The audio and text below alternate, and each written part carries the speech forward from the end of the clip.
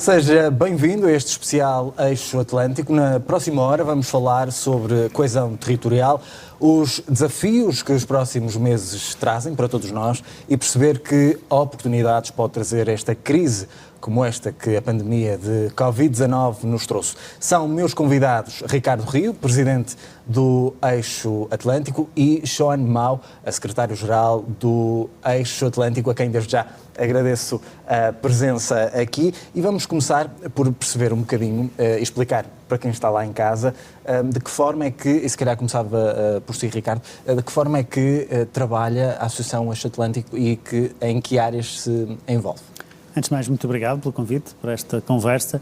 O Eixo Atlântico é uma estrutura representativa de cooperação transfronteiriça que agrega os principais municípios e outras estruturas de caráter municipal, como é o caso das diputações galegas, de um lado e do outro da fronteira, do norte de Portugal e da Galiza, que é uma estrutura que tem já mais de 25 anos de história, com um legado muito importante do ponto de vista de algumas das áreas que marcam estes territórios, quer do ponto de vista da cooperação direta entre cidades de um lado e do outro da fronteira em áreas como a cultura, como a promoção turística, como o desenvolvimento desportivo, até mais recentemente matérias como a sustentabilidade, a agenda urbana e outras que são relevantes para estes territórios, até uma outra dimensão da intervenção do eixo que tem sido muito importante, que é, digamos assim, na reivindicação política, no lobby, sobre aquilo que devem ser também investimentos qualificadores do território, seja do ponto de vista da ferrovia, da articulação de determinadas políticas entre os governos dos dois países e que vão produzindo efeitos de facto no território e até marcando aquilo que são as políticas da União Europeia ao nível da cooperação entre territórios de fronteira. João, uma associação que nos últimos 20 anos se tem mostrado, acima de tudo, vital para esta cooperação entre Portugal e Espanha, entre, neste caso, os países do norte de Portugal e as cidades espanholas. É certo. Países non cidades. Sí, parece. Nós somos a voz política, como ben decía Ricardo, dunha realidade histórica que xa ven dende a Idade Media, cando a Galaecia tiña capital en Brácara Augusta. Por lo tanto, aquí o que se fixo, o que fixo Fernando Gómez cando a criou, e o que están a facer os presidentes que están a liderala, é darlle ese, vamos a chamarlle esa carcasa, esa capaza política, ao que é un sentimento cidadán que é a base da Eurorrexión. Pero claro, isto é un problema de escala. O Eixo Atlántico é a terceira área urbana da península. A primeira é Madrid, a segunda Barcelona, a terceira nós e a cuarta Lisboa. O que nos permite ter unha voz cunha escala diferente. Estamos entre as 9 grandes áreas urbanas de Europa. Iso nos dá unha voz en Europa que as cidades individualmente non poden ter. É obvio que o Eixo Atlántico reciben comisarios, as cidades nin sempre consiguen ser recibidas polos comisarios, non poden recibir a todas as cidades medias de Europa, verdad? Reciben as grandes capitales, Lisboa, Madrid, nin siquiera ás veces reciben nin a Porto, nin a Coruña, nin a Vigo, por lo tanto, nos dá unha escala. Nos dá unha escala Latinoamérica, donde agora as fronteiras de Mercosur, designadamente Argentina con Brasil e Uruguai, están a pedir o noso apoio, e nos levamos xa uns anos dándolle asistencia técnica cara a formación. En breve, foi suspendido pola pandemia, xa estaba para entrar en vigor este ano o Parlamento de Mercosur con sede en Montevideo. E nos dá unha escala tamén no que é o conxunto de Europa, donde temos unha voz única que representamos a 7 millóns de cidadáns, donde temos unha lideranza política que non é usual, porque moitas veces estos son organizaciones un pouco funcionariales, burocratas. Pero claro, o facto de ter voz política, por exemplo, agora, a presidencia é a terceira cidade de Portugal. E é a cidade xave entre o norte e a Galiza, porque a máis Braga é o epicentro entre Porto e Vigo e non só.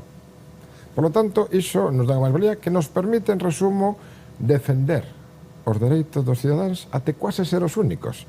É dicir, fomos nós que nos lanzamos a campaña de apoio á Comisión Europea do roaming. Resultado, o roaming xa non existe. Fomos nós que nos lanzamos a campaña para solucionar o problema das SCUT.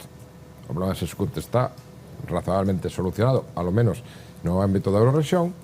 Fomos nós que nos lanzamos a campaña do convoio cando iban a fechar a liña Porto-Vigo. A liña Porto-Vigo está a ser millorada, existe, continúa, está. E finalmente é agora, na presidencia do Ricardo, que está a lanzarse unha iniciativa política que non se fixe en ningún lado de Europa, que somos as cidades as que vamos a conducir a saída da pandemia e a apoiar aos nosos cidadáns. Precisamente, e também mais à frente vamos falar dessa eletrificação da linha Porto Vigo e também das lições de mobilidade que esta pandemia de Covid-19 nos trouxe, mas propunha agora olharmos para uma reportagem realizada pela jornalista Daniela Assunção, que nos mostra o que é que aconteceu em Pontevedra na conferência que reuniu presidentes de Câmara, tanto de Portugal como de Espanha.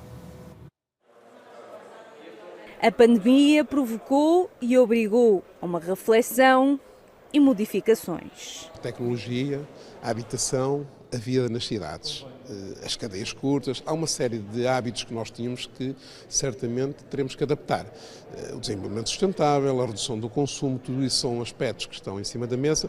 Mas também nos novos modelos de participação pública, nas grandes decisões dos investimentos, termos, digamos, uma atitude mais cooperativa e mais dialogante com as diversas instituições. Como é que nós respondemos também a esta nova dinâmica das redes sociais? Quais são as novas decisões públicas que temos que ter? Que tipo de participação? O Norte, Portugal e Espanha. A Euro-região sem fronteiras, sem burocracias. Mais pessoas, mais digital, reconstruída.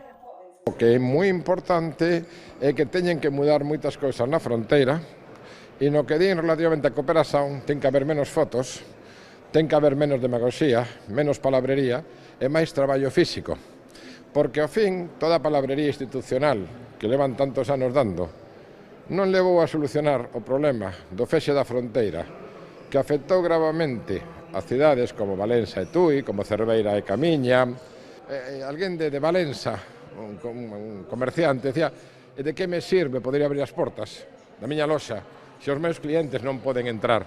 Desde logo mais colaboração regional, colaboração institucional entre poderes públicos, entre os poderes públicos e os agentes da sociedade civil, foi uma das mensagens fortes que perpassou por algumas das intervenções dos nossos expertos durante esta sessão, e eu julgo que esse é também um exemplo em que o eixo atlântico volta a assumir a liderança até à escala europeia.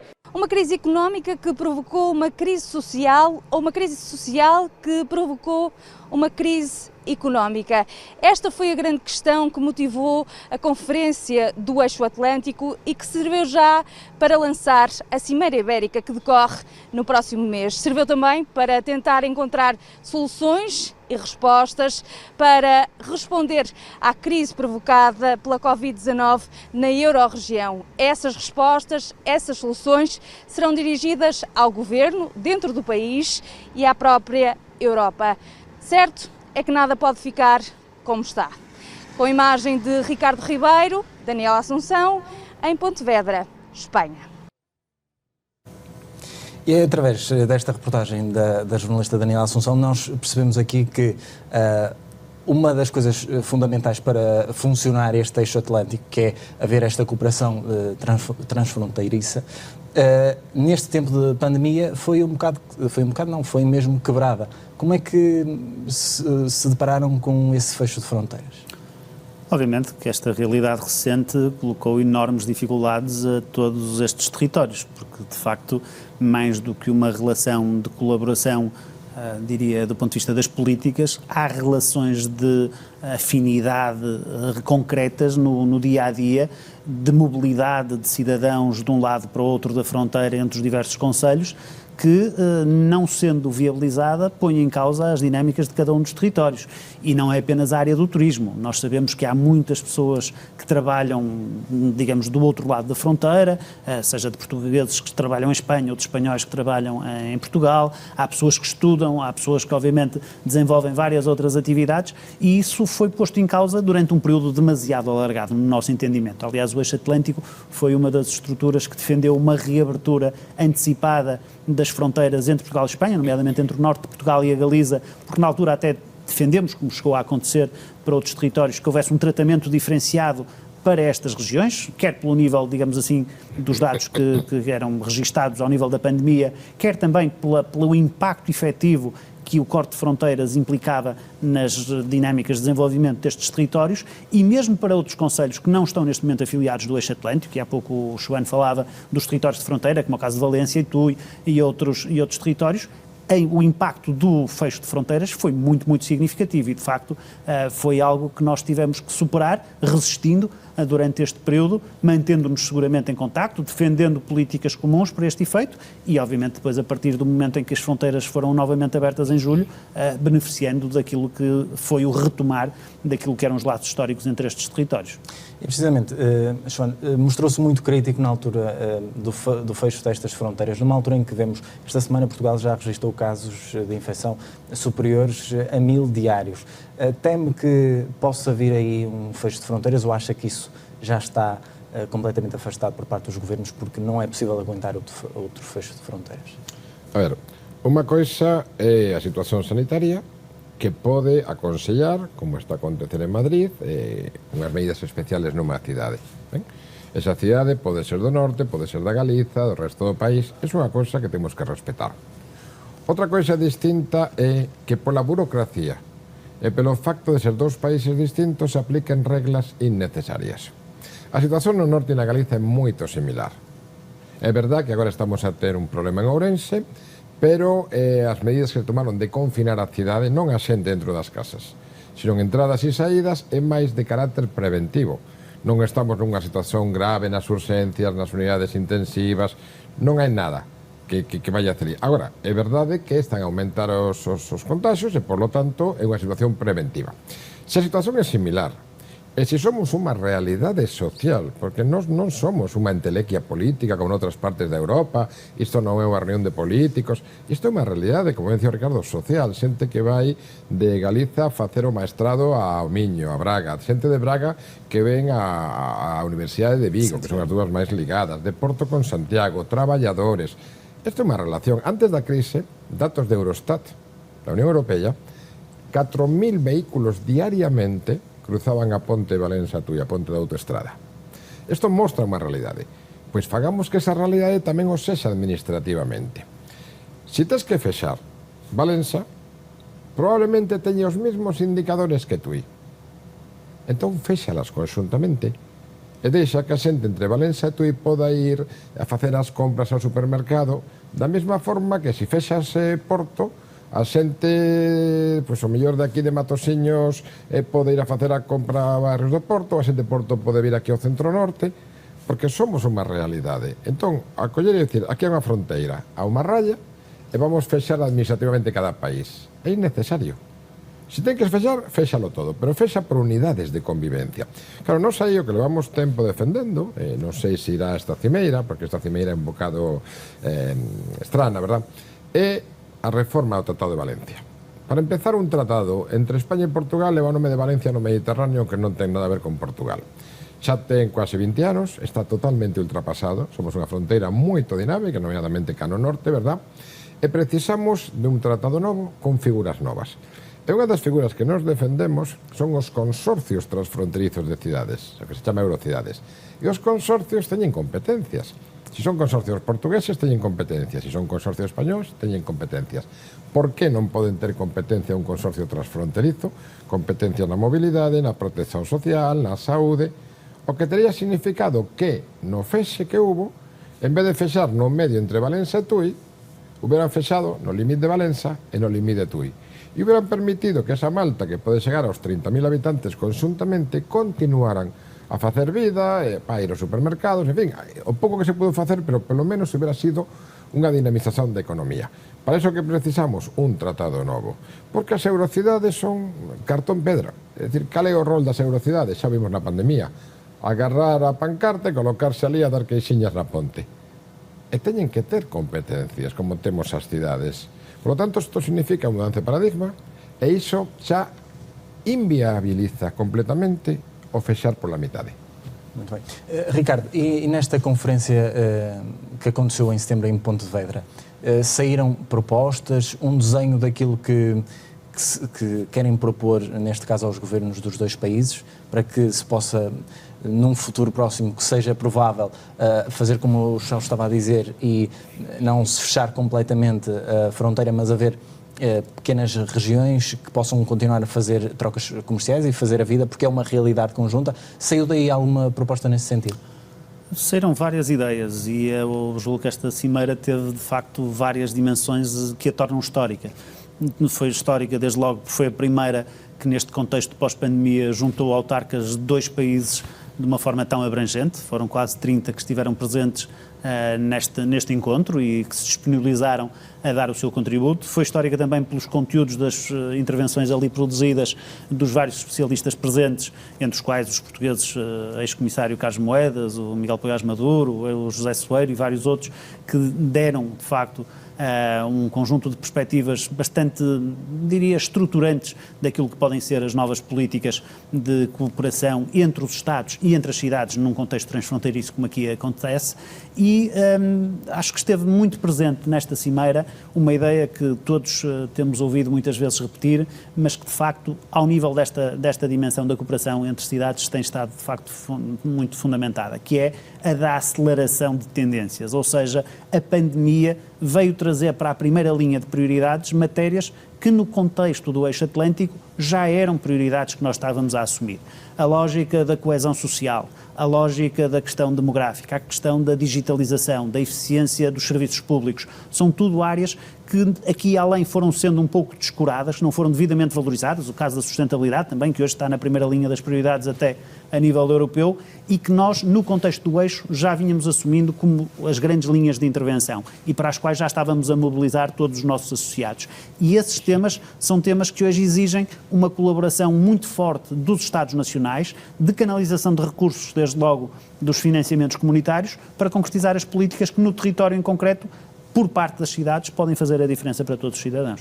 E, Ricardo, pegando agora aqui, precisamente nesse tema da mobilidade, uma coisa que a pandemia, uma lição que nos trouxe foi que, com a diminuição do número de carros, a qualidade do ambiente, falando aqui na parte sustentável, veio mostrar que realmente cidades com um transporte público mais eficiente podem fazer a diferença. De que forma é que este dinheiro que virá em fundos europeus deverá ser canalizado para que definitivamente as cidades fiquem mais inteligentes nesse ponto da mobilidade? Como eu referi há pouco, um dos eixos que nós vinhamos a trabalhar é a agenda urbana. E dentro da agenda urbana do eixo, quer do ponto de vista isolado de cada um dos territórios, quer do ponto de vista da sua articulação nesta euro-região, a questão da mobilidade é uma questão fundamental. Nós temos trabalhado muito o discurso político em torno de alguns investimentos infraestruturantes, em que a ferrovia obviamente assume alguma predominância, mas mesmo num contexto mais micro, olhar para aquilo que são modos suaves, olhar para aquilo que pode ser a estímulo a modos mais sustentáveis do ponto de vista das fontes de energia utilizadas, da criação de metros de superfície, enfim, são matérias que têm vindo a ser de facto identificadas e que constam já em relatórios diversos que foram produzidos pelo eixo atlântico e pelos seus especialistas, que podem formatar políticas públicas mais amigas também da concretização desses objetivos. E o tempo de pandemia, de facto, demonstrou que essas soluções podem cumprir vários objetivos. Cumprir os desafios sanitários que a pandemia nos trouxe, cumprir as regras que em cada um dos territórios têm que ser naturalmente implementadas para salvaguardar o distanciamento social e até a preservação dos riscos de contaminação, mas ao mesmo tempo estimular novas formas de utilização dos modos de transporte e com isso beneficiar a organização e a qualidade de vida nos diversos territórios. Bem, e pegando aqui, há pouco trouxe para a mesa a questão da eletrificação da linha entre o Porto e Vigo. De que forma é que, tornando essa ligação mais rápida, também poderá haver, aliás, aqui um benefício para estas populações em termos económicos? Bueno, este é un asunto que ainda uns 10 días, Ricardo Río e eu tivemos unha videoconferencia co embaixador Rui Viñas, que é o que está a coordinar a cimeira, unha vez que a cimeira é do lado portugués, e trasladámoslle unha preocupación que era a seguinte: a electrificación va a ser un paso adiante importante, porque a liña do Miño, a liña entre Vigo e Porto, primeiro unha liña quasi medieval, que é servida por un convoio que é pura sucata. Pura sucata, literalmente. Un día caeu o motor cando iba en movimento, outro día estragou, outro día... está na comunicación social, non está a contar nada novo, verdad? A electrificación vai permitir millores convoios, máis cómodos, máis modernos, mas non vai haber gaño de tempo. Non está previsto gaño de tempo, apenas 5 a 10 minutos. Agora a ligación Porto-Vigo, que son alrededor de uns 50 kilómetros, está en 2 horas e un cuarto. A ligación Vigo-Coruña, xa, dende hai unhos anos, que a mesma distancia está en 70 minutos. A mobilidade na Galiza mudou radicalmente. Agora toda a xente apañamos o convoio para ir. As cidades galegas na mesma distancia que as portuguesas están apenas a 15-20 minutos entre elas. Vigo de Pontevedra, Pontevedra de Vilagarcía, Vilagarcía de Santiago, Santiago de Coruña. Pero iso aínda non está conseguido entre as nosas cidades, designadamente as que fan parte do cuadrilátero, verdad? Bueno, do cuadrilátero quero decir, claro, Braga, Viana non é cuadrilátero, Barcelos e Famalicao, porque Guimarães nin siquiera está na liña esta, verdad? Que precisamos agora para que o convoio sexa realmente competitivo e poda cadar os mesmos tempos Porto-Vigo que Vigo-Coruña, e, por lo tanto, podemos facer unha liña Coruña-Porto ou até Coruña-Lisboa competitiva, que ligue todos os portos da fachada ibérica, atención, e que ligue os aeroportos. E como foi bendito no día, o aeroporto de Galicia, goste ou non goste o Sacarneiro. Igual que o TGV do Norte, goste ou non goste, va a ser o TGV de Vigo, é obvio. Entón, o que precisamos é, da parte galega, rematar o que se chama a saída sur. Por mor do TGV, que algún día chegará, din que o ano que ven, o que pasa é que o problema é que todos os gobernos din que o ano que ven, e como levan 5 anos dicindo que o ano que ven, xa non sabemos que ano vai a ser. Pero un destes anos chegará o TGV, non? Entra en Vigo soterrado, até o centro da cidade. E nós o que plantexamos era o proxecto inicial de que o túnel remate até a saída da cidade, fasan novos esos apenas 20 tal kilómetros até a ponte Valença-Tui. A ponte de momento está reforzada, serve perfectamente, pero entre Valença e Porto é preciso un novo canle. Non un novo trazado por outro lugar, sino por os mesmos lugares, pero un novo canle. Porque agora hai varios constreximentos que están a impedir gañar tempo. Está, por exemplo, o cruce de Vilanova da Cerveira por aquel Baden, que xa un milagre e o convoio ainda nunca acabara no campo da feira. Está o problema da ponte antes de Camiña, está o problema de Hermesinde e algún outro constresemento.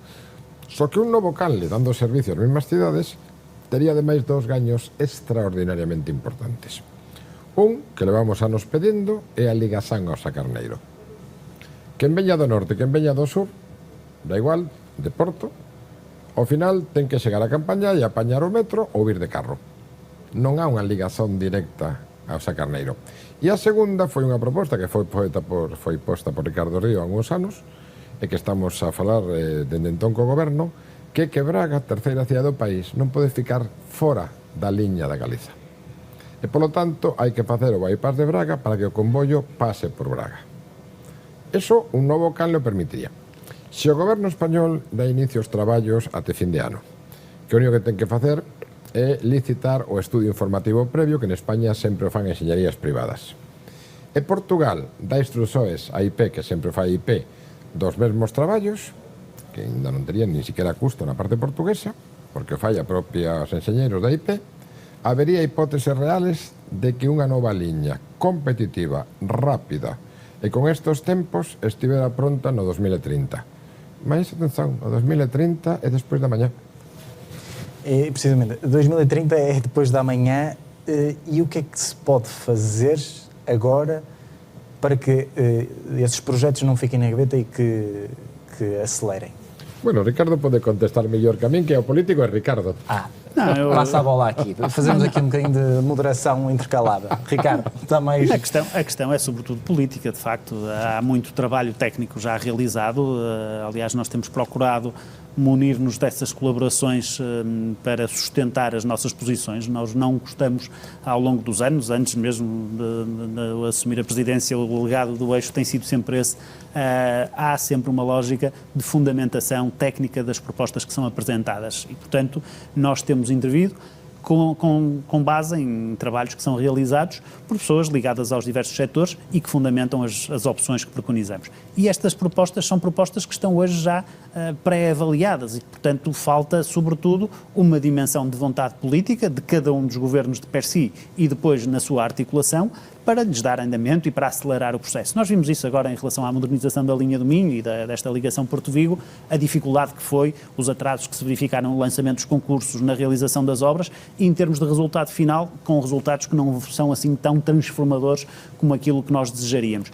E esta questão da linha ferroviária, para lá da própria inserção entre a Galiza e Portugal, porque não é só uma lógica de linha Porto-Vigo, nós trabalhamos cada vez mais numa lógica de Corunha-Lisboa, e é esse, digamos assim, esse espaço que estamos a preconizar como um espaço de otimização da ferrovia, é também uma forma de inserção de Portugal nos canais de ligação europeia, porque a verdade é que quando nós defendemos a proximidade do TGV na Galiza, ou quando falamos de uma outra aspiração que andamos a trabalhar há alguns anos esta parte, que é da ligação entre Puebla de Sanabria e Bragança, obviamente que estamos a pensar que a poucos minutos de distância, por força desses investimentos, nós conseguimos inserir territórios como o interior do Norte ou como, obviamente, o litoral, naquilo que são os principais meios de drenagem de ferroviária para o resto de Espanha e para a Europa.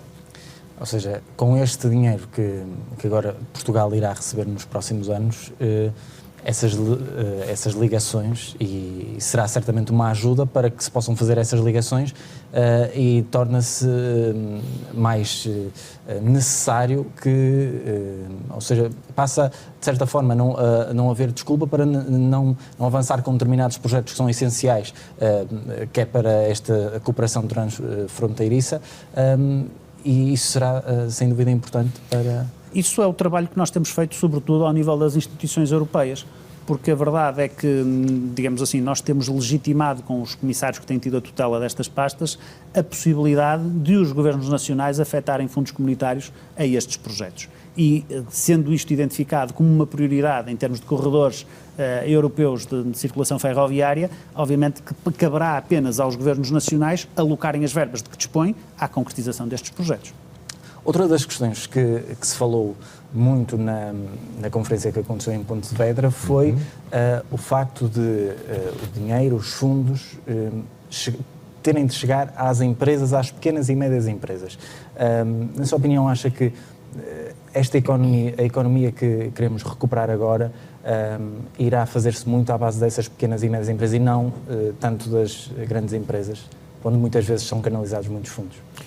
Eu espero ben que sí, que sexa así, non sei se irá a ser, pero vamos traballar porque sexa así, porque o que nos interesa son esas pequenas empresas que son do territorio, que son a nosa xente, que son a xente que paga aquí as tasas, os impostos, verdad? Ti repara, se as pequenas empresas de aquí, do territorio, as loxas, os autónomos, etc., nos deixamos caer, nos vamos a ter que pagar un valor suplementario en axudas sociales, no desemprego. Por lo tanto, os fondos europeos non poden ir, no caso, por exemplo, español, non poden ir para Iberia. Iberia, a compañía aérea, non é española. Iberia é inglesa, por lo tanto, Iberia nin siquiera é europea. E España non pode ser o cabalo de Troia para que os ingleses que se foron de Europa ahora estén a recibir diñeiros da Europa.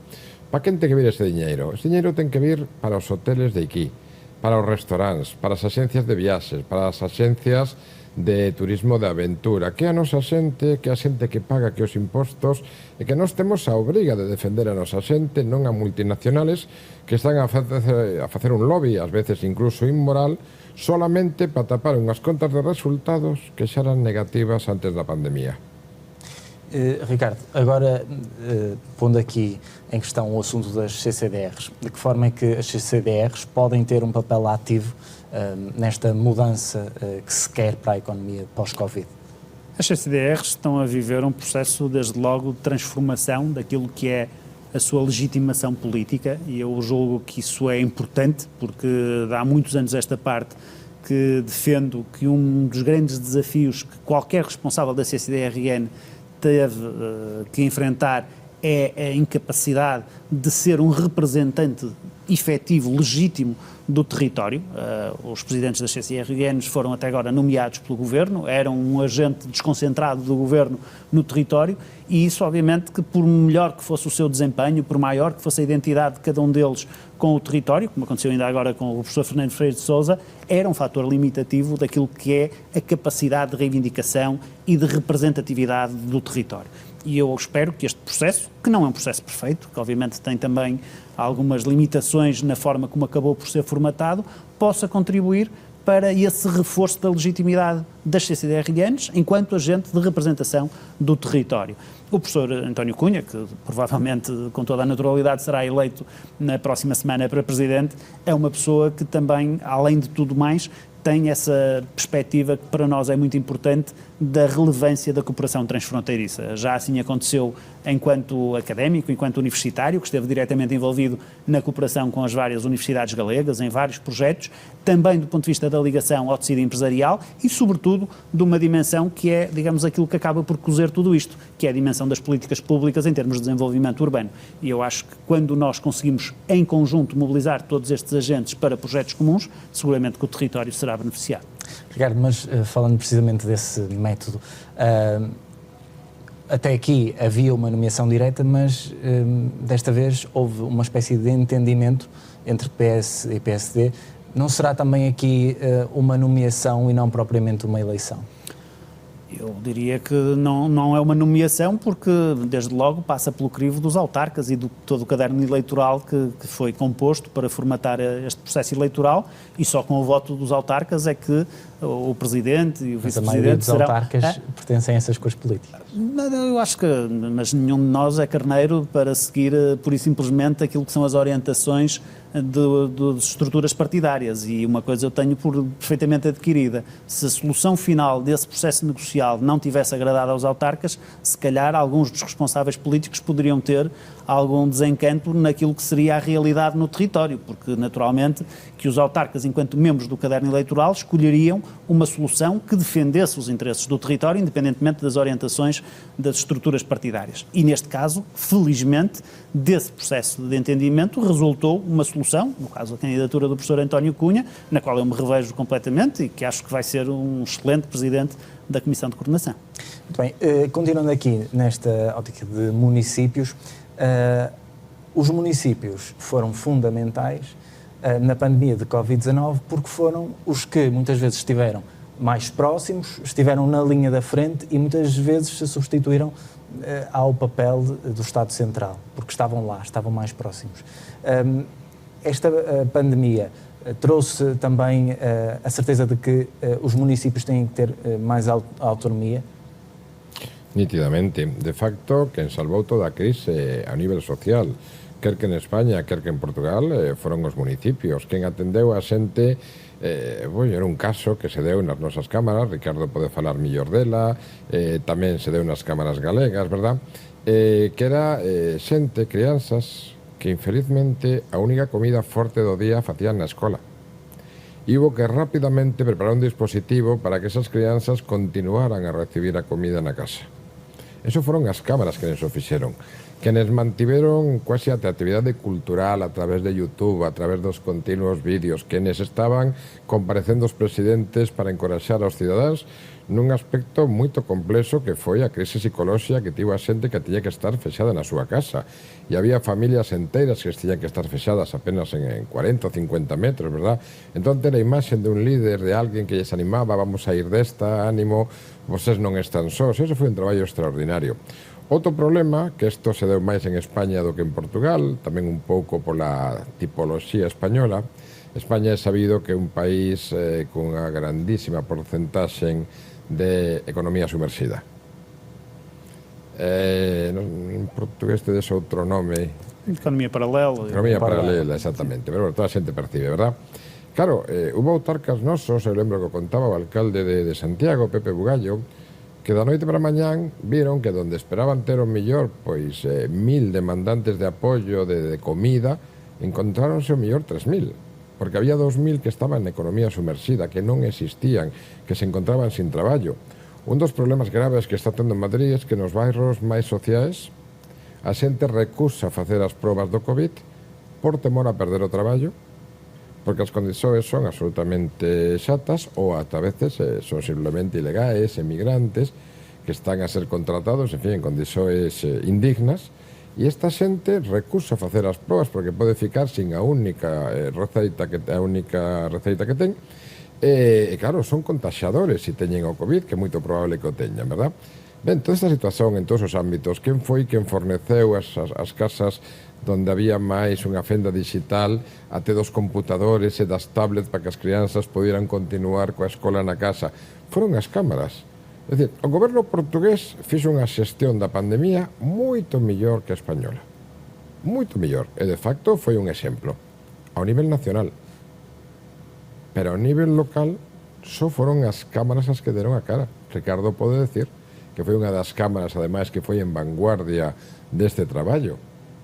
E no caso galego non foi a Xunta, non foi a Comunidade Autónoma, nin foi o Goberno Central. Foron as nosas cámaras que nos trataron da parte social, que nos trataban, eran as nosas cámaras que nos enviaban aos servicios da limpeza a desinfectar as rúas, verdad? Os camiones que habitualmente tiran auga, os levaban a desinfectar as rúas. O papel que xogaron as nosas cámaras foi determinante.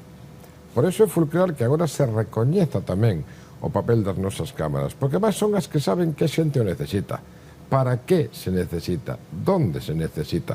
Si queremos que o diñeiro realmente sirva para a recuperación do país, ese diñeiro ten que ser saído, sin ou sin, pelas cámaras.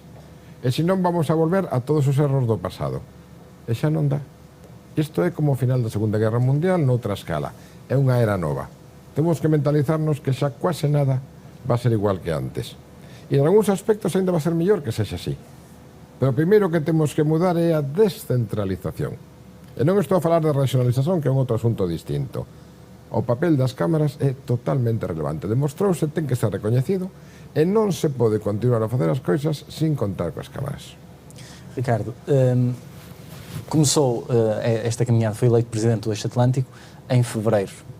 A pandemia rebentou, por assim dizer, em março. Como é que acompanhou esse desafio? Ou seja, muitos projetos tiveram que certamente ficar parados, mas percebeu-se a urgência de os projetos que estavam e outros novos avançarem. E como é que olhou? Houve entre os autarcas espanhóis e os portugueses, houve aqui, falavam, porque era uma situação nova tanto para Portugal como para a Espanha, havia essa entreajuda? Sim, houve uma relação de grande colaboração e de grande efetividade dentro do próprio Eixo Atlântico. Obviamente que os grandes projetos e aquilo que eram as atividades comuns e aprazadas para este ano foram todas suspensas ou adiadas. O caso concreto em relação a Braga, nós seríamos em 2020 capital do Eixo Atlântico da Cultura. Todas as atividades tiveram praticamente que ser adiadas para 2021, onde iremos reatar essa iniciativa, mas várias outras que estão, digamos assim, no cardápio habitual do Eixo Atlântico. E reorientamos o nosso trabalho para essa dimensão de partilha de boas práticas, que foi fundamental. Porque, como dizia muito bem o Joan, independentemente das políticas nacionais, que eu não consigo fazer o juízo que ele fez aqui relativamente à conduta do governo espanhol, acho que o governo português, no cômputo geral, teve um desempenho positivo, mas ainda assim foi um desempenho insuficiente que necessitou de uma complementaridade crucial com o trabalho que foi desenvolvido no terreno pelas autarquias. E como ele dizia muito bem, se houve coisa que mais uma vez este processo demonstrou, foi a necessidade de acelerar a descentralização, mas não uma descentralização na linha daquilo que tem sido desenvolvido, de mero endosso de tarefas, quase diria, administrativas para as câmaras municipais, mas sim de conceder poderes, recursos às câmaras municipais para desenvolverem ações concretas. Nós demonstramos durante este período a nossa capacidade de liderança, e não falo apenas por Braga, falo por todos os concelhos de uma forma mais ou menos transversal, naquilo que são as grandes cidades que pertencem ao Eixo Atlântico, na área social, na área das políticas de saúde, que não é uma competência direta das câmaras municipais. Eu recordo que se não tivesse sido a intervenção das câmaras municipais, nunca teriam sido realizados os testes que foram disponibilizados à população em geral, aos equipamentos sociais, e isso foi um dos fatores fundamentais para, num determinado momento, conter a propagação do vírus. Outras respostas que foram articuladas com as unidades de saúde, em termos de unidades de retaguarda, hoje mesmo a Braga está a disponibilizar novamente essa unidade, vários outros concelhos o estão a fazer, e isso diria, a demonstração cabal de que as câmaras municipais são capazes de assumir responsabilidades mais alargadas do que aquelas que têm, em áreas diferenciadoras, sem nunca pôr em causa a articulação que é necessária com as entidades do Estado Central, seja ao nível dos ministérios, seja ao nível dos organismos desconcentrados de âmbito regional, seja de âmbito local. Nós tivemos uma relação de colaboração, mais uma vez em Braga, por exemplo, de total articulação com o ACES, com o hospital, com a Segurança Social, com a Delegação de Saúde Pública, e se não tivesse sido esse espírito de colaboração, seguramente que a realidade teria sido muito pior do que aquela que foi e que está a ser. Ricardo, trazendo aqui à mesa outra vez uma ideia que já falamos aqui, que foi a digitalização, e o que é que esta pandemia nos mostrou de quão importante é avançarmos com muitos projetos de âmbito digital.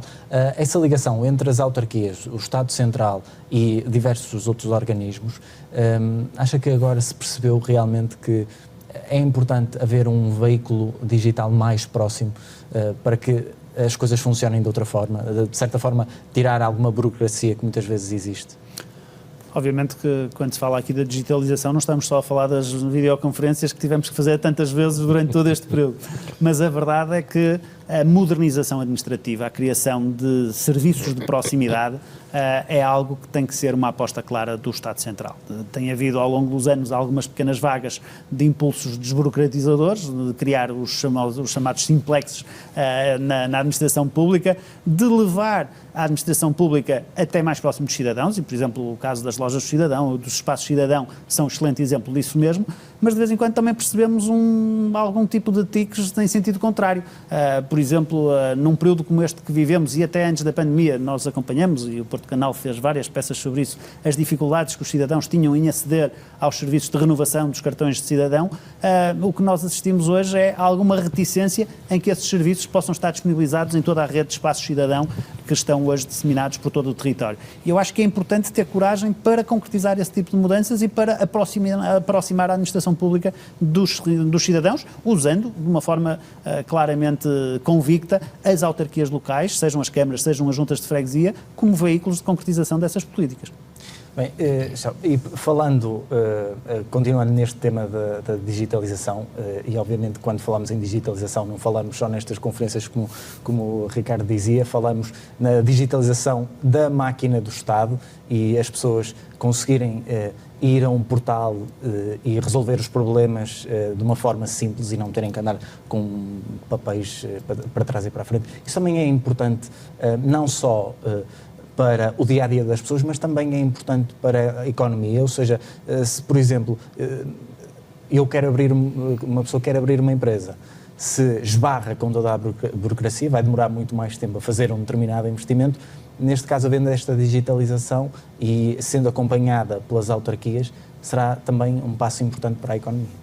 Sí, nítidamente. Unha das cuestións que foi colocada no debate foi colocada por xente como Miguel Pollares, por xente como Carlos Moeda ou como o expresidente da Xunta de Galicia, Fernando González Laxe, que é un dos mellores economistas que temos en economía marítima a mesmo nivel europeo, foi que tiñamos que ter unha administración máis eficaz, máis áxil, máis eficiente, e que efectivamente unha persoa que está a investir non pode estar pendente dunha burocracia municipal, cando ás veces hai lugares que para poder mesmo pedir o permiso xa ten que ter constituída a empresa, xa ten unha serie de despesas, etcétera, verdad?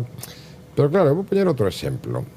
Unha das empresas xaves a nivel mundial é a Inditex. Inditex é galega, todo o mundo sabe. E como é que compite Inditex, por exemplo, con empresas como Amazon? Consugando perfectamente o que é o ámbito físico co ámbito digital. Ti podes agora comprar calquer prenda de textil en Inditex, verdad? En Zara, en Massimo Dutti, etc. É obvio que unha loxa nunca vai a ter todas as referencias que ten internet. Ti podes recibirla na casa ou na loxa. Se non gostas, ti levas a loxa e trocas inmediatamente. Ti podes, seguir todo por internet, pero logo, calquer problema físico, vas a unha loxa. Porque ás veces a reserva da xente non é a compra, é que pasa despois na posventa. Eso quer decir que tamén temos que digitalizar a economía, temos que digitalizar o mercado. Por que Amazon consigue suceso? Porque ten unhas hipóteses que a pequena loxa non ten, porque non se agrupa con outras loxas, porque non crea portales de venta, porque non crea garantías de devolución. É dicir, eu, por exemplo, quero comprar, pois, por poñer un exemplo de algo que Ricardo sabe que adoro, quero comprar no Natal o meu bolo rei de sempre. Non teño problema, estou aquí todas as semanas. Pero se non estou aquí todas as semanas, eu non podería comprar. Por qué? Porque non podo comprar por internet. Agora xa comeza a ver algunhas pastelerías, algunhas cafeterías, efectivamente. Eu, por exemplo, cos meus amigos coñecen, os viños do Douro, os albariños e os viños verdes por min. E agora xa comeza a ver adegas que xa venden por internet. Ata agora era eu que cando algún quería levaba as caixiñas no meu carro.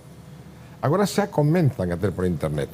Por lo tanto, un problema histórico absolutamente inacreditável, que a imposibilidade de comprar viño portugués en Galiza, ni siquiera en Vigo, a 30 kilómetros, agora se soluciona pela digitalización.